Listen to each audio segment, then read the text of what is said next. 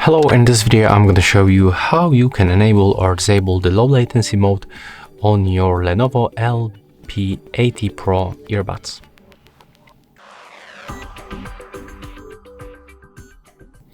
So to do this, we have to input both earbuds inside our ears, and we have to also locate these touch sensors on the left and the right earbud.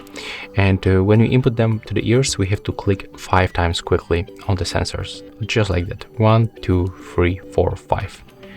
And you will hear this sound notification, but of course, whoopsie, we have to do this when the earbuds are in our ears. So let me do this right now.